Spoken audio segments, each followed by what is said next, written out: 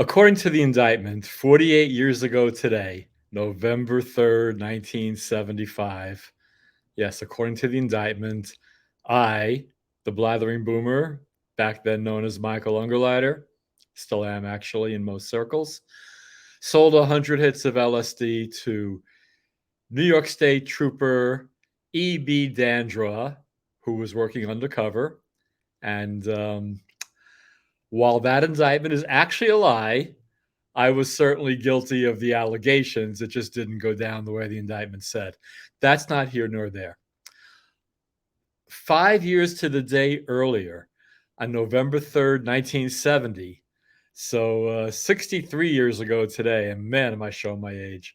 I got my first job.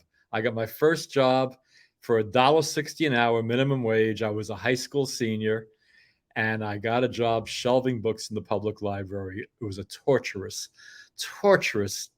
experience.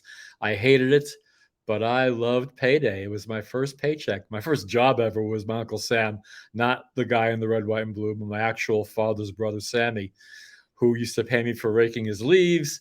And he owned a cleaning store, and I put the cardboard on the wire hangers. Oh yeah, I got a cast. Like my new cast? Purple and black, I guess, for the next 27 days, 26 days and 23 hours. I will be wearing Sacramento Kings colors on my right hand. That's a long story. We're not getting into that. Nor am I going to get into the news story that's been dominating the news that I know you all want to hear my opinions on, and you will hear my opinion on it eventually.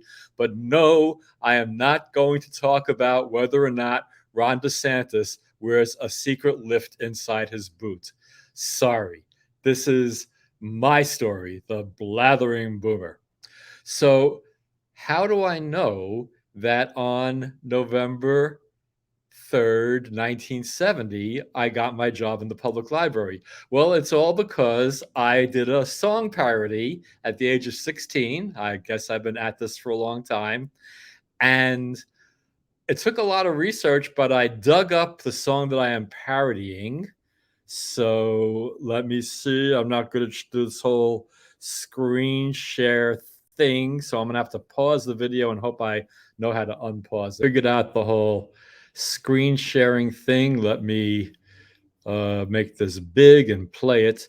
So it took some research, but I found this song that was playing all over the place in New York City back in 1970. You know, it goes like this. Hi, we're the Tokens, and you know this song. Oh, the place for you and the place for me is the local public library. They have books and things that they lend for free. It's the latest, it's the greatest, it's the library. Okay, I'm going to pause that, go back to StreamYard, and stop my screen, and there we go. I'm back again. I'm getting better at this. Yes, I do blather, and I am a boomer, and I gotta learn all the StreamYard stuff. Anyway, so I've known about November 3rd, 1975, because that date has been imprinted on my brain forever. My first of two ever indictments. But how did I know about November 3rd, 1970? Well, you heard that song just now. I made up a song when I was working there, and it went like this.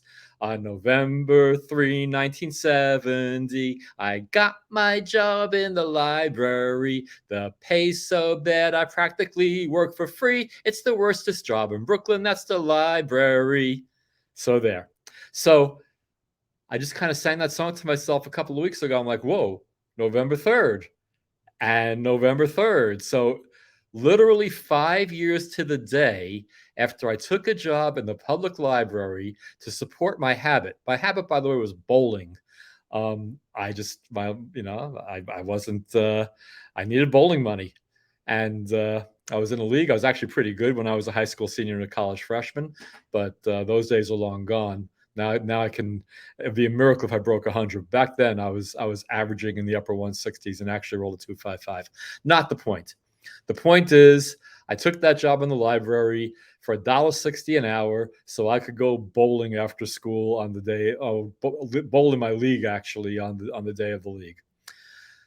How And at the time, I had never had a drink. I had never smoked weed. I had never broken a law. I'd never smoked a cigarette. Actually, to this day, I've only smoked one cigarette. And that's another story that I'll tell one of these days. But 5 years is a pretty short period of time to going from shelving books in the library for $1.60 an hour to being sitting in the police station in handcuffs and having my parents called by the state police to tell them that I've been arrested and that the charge was selling LSD. So I'm going to do a series of stories because a lot of things happened along the way. There was a Kelco horse racing calculated. There was a movie Cisco Pike. There was a hot tuna concert. There was a coin flip on an airplane that made me decide which college I was going to. There were so many flaps of butterfly wings that affected the outcome of the early part of my life and led to my imprisonment. Um, and I don't know how much it matters, how much anybody who's listening, the few of you who are, which by the way, I appreciate every one of you, um, how significant it is that it was 5 years to the day, but I'm going to use that as an angle and I'm going to keep this one short.